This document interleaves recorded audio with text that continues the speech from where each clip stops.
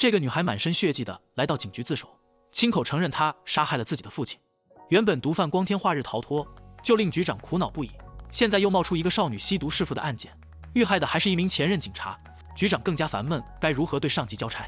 将这个任务又交给了秀月，并说西迁也还没分派好部门，可以暂时协助他查案。秀月与西迁在那一吻后都有些许尴尬，可也察觉出他们两人之间奇怪的氛围，可以拽着秀月的衣领警告他，就算自己是为正义和爱情赌上性命的英雄，也绝不会退让的。秀月来到案发地点，认出遇害的警官就是之前被他逮捕的白警官。西迁巡查现场也发现了疑点，嫌疑人是20出头的女性，但家中并没有她生活的痕迹，全是被害人的物品。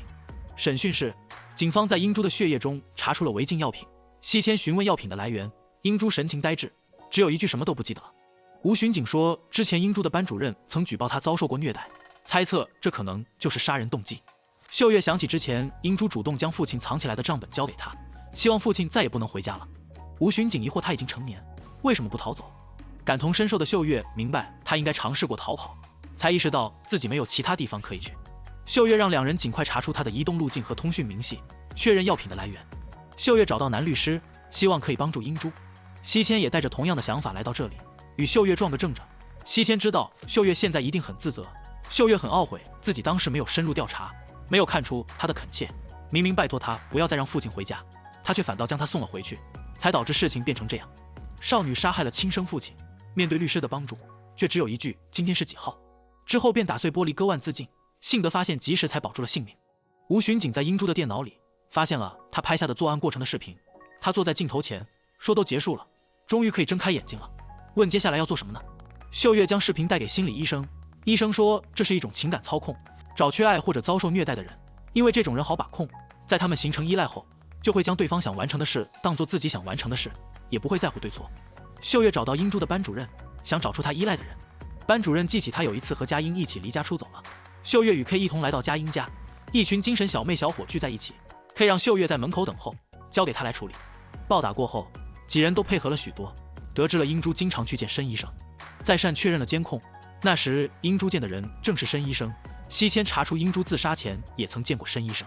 所有的线索都指向了他。秀月赶到保护所，质问他是否操控英珠杀人，为了掩盖罪行，还操控他自杀。气愤他就这样对待可怜的孩子，随意践踏他的信任。申医生一头雾水，无奈地拿出视频证据，解释只是帮他做心理治疗，是真心想要帮助他的，并问秀月是否与英珠有过相似的经历，才会如此激动。秀月却依旧没有打消对他的怀疑。秀月前来探视英珠，想要知道是谁指使他的，但英珠还是只有一句今天是几号。秀月问母亲第一次见到他的时候，他是什么样子？原来当初是哥哥捡他回来的，